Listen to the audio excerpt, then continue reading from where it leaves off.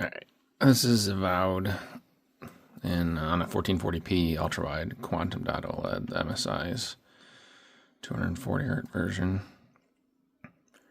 And alright, so we can still see this game. There's posterization here as well.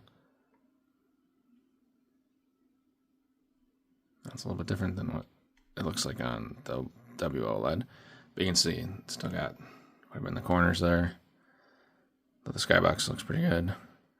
The game in general looks pretty bad comparatively on this in terms of like the washed out HDR.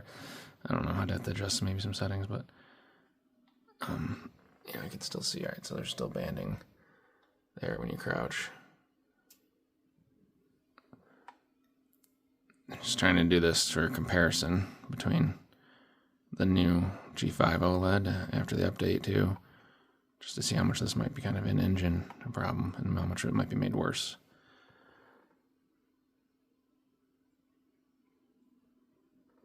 It's hard to pick it up. So you can see it there, you know, it's there. It's like a little bit of a different range. Phone makes that look a little bit worse maybe than it looks in person.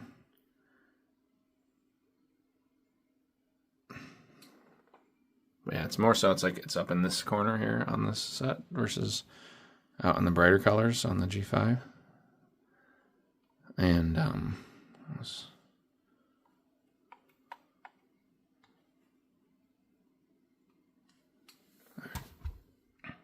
so let's check in on the G5 comparatively. Alright, so this is Avowed with Windows HDR on, not even using RTX HDR. After the new 0.35 firmware update for the G5 that fixed a lot of issues in HDR10, at least for movie content, I still think it's kind of weird that this game looks so bad in HDR. I took a video too of it on the quantum dot OLED monitor that I have, and we'll compare the banding here. This is in HDR, and it's specifically set to 8-bit RGB full, because honestly it looks better than 10-bit, and it looks better than 444 limited. So I'm kind of giving it the best of what it can get here in terms of visuals.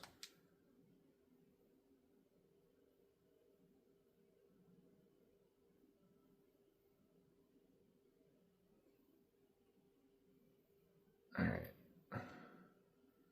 So, I mean, I'm pretty sure you can probably see it on the camera there. It looks worse than the QD OLED that I have. And like I said, I still think this looks probably worse than what I'm used to on my G1, but that's calibrated. So, I think it looks a lot better though than it did, I guess, at least in HDR10. Because at least before, if you remember in the other videos, this whole sky was a mess with posterization. Now, the thing that I'm noticing, I don't know if it's a VR thing, but I feel like this is a lot more flickery than when I was playing Dolby Vision. I don't know what it is. I was even getting like some weird, yeah, you can see like a lot of screen flicker.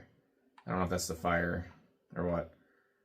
But so this is set 2. This is filmmaker mode, and with the new firmware, and just looking for the remote here. All right. So I got the remote. It's so hard. It's so easy to lose this stupid tiny little remote, and it's such a pain in the butt to use. Alright, so it says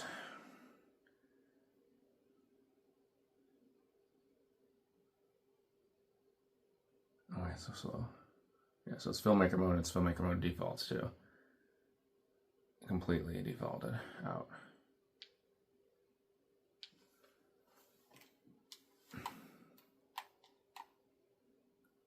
So I mean, I think it's probably acceptable to what I would hope for this TV. I mean, it doesn't look great. It doesn't look better than my G1 or the quantum dot OLED, but I think it's at least serviceable. I think it's just going to have to be this game. But now, if you notice in my other videos, though, and you play this in Dolby Vision, it's crystal clean. It's crazy how much better it looks. I can add that to here just to compare it. Yeah, see, I mean, it looks pretty similar to the QD OLED. But the thing that looks way better on this than the QD OLED, I mean, is that was 1440p. So the resolution, it looks so much better. I think the phone is kind of blowing that out. But that looks actually pretty nice depth of range there. And then so the other thing that was really annoying, the other thing that was terrible originally on this, on the old firmware before the fix. Let's see if I can get down here without dying.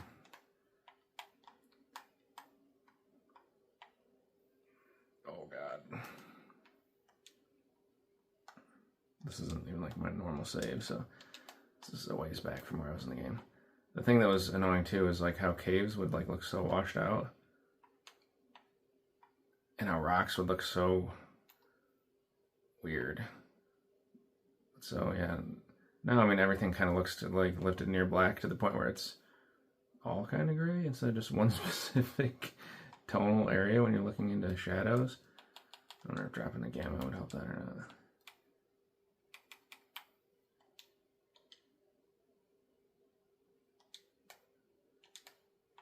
Yeah, that does help. So might just need to adjust the gamma, but like before looking at, you can see how it's kind of gray out there, but like it would be gray and then you'd look at stuff like this and it would just be like straight black, where I mean that doesn't look the greatest there. The phone makes it look a little bit worse, but still not perfect. I think, you know, some near black needs to get calibrated, I think, or I need to like keep adjusting the gamma. These rocks kind of look a little weird, like where it just goes from so light to just sudden black. I don't know, well, it's tell, you have to tell on the phone. But it's still miles better than it was. And I mean, you know, these colors look pretty awesome and stuff, so. But here, I think it looks way better in Dolby Vision, so let me go to that. Alright, now the TV's in Dolby Vision. Filmmaker mode.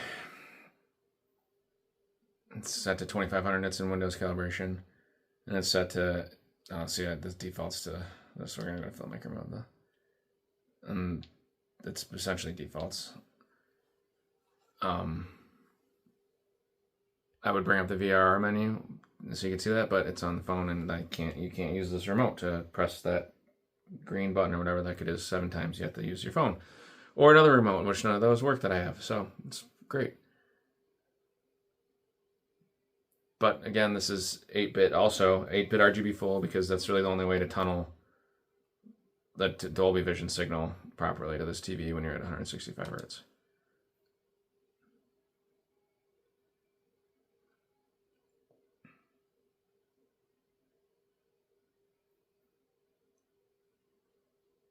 All right.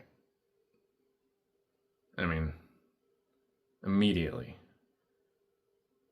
it's the posterization is like gone. It's like nothing.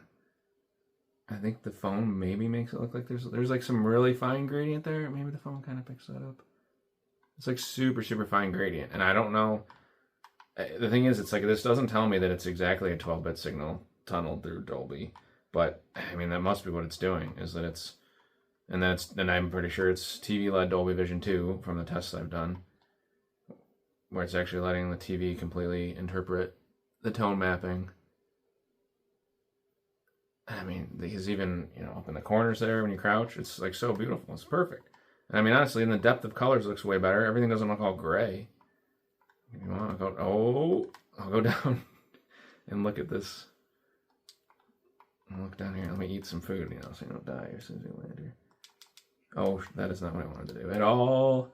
I'm trying to look around my tripod, so forgive me for playing like an idiot. But yeah, I mean, I hope that you can tell on the phone just how much cleaner this is near black, like where it's not gray. And I don't, other than Kai walking into me, I feel like the screen is flickering less too. I don't know why it's flickering so much more in HDR10.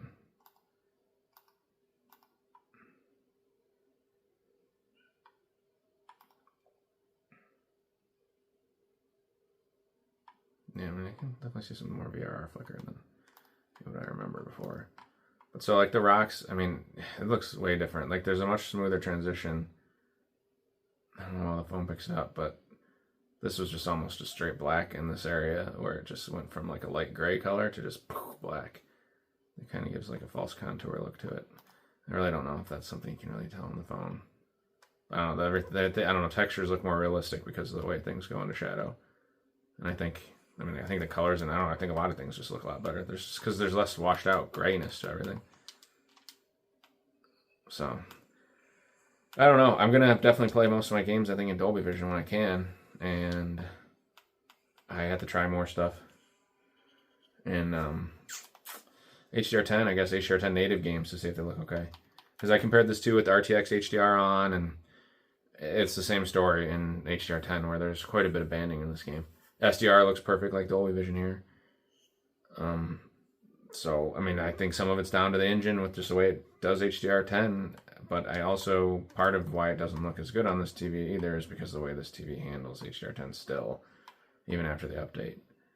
So, I don't know what to say about that exactly. I'm really impressed with how movies look now after the update. Games, it's kind of weird. It's kind of a mixed bag.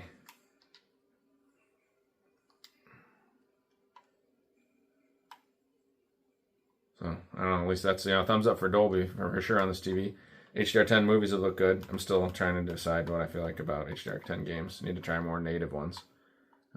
But that patch definitely made this a lot better, and it's kind of what I would expect out of the box, where if it was like this when I bought it, and my movies at least look pretty good in HDR10, where it's like I could just generally, calibrate it if I really needed to, I would have been okay with that. But between how bad this game looked and how bad even like really high quality movies looked on it too in HDR10, it was just crazy for the price of how it looked when it came out. So I think it's at least worth a shot now. Hopefully calibration can bring HDR10 looking in line a little bit more, or maybe they'll keep sending some more updates out. But at least now it's definitely a usable mode, whereas before it honestly just made me want to throw up. So all right, hopefully that's helpful.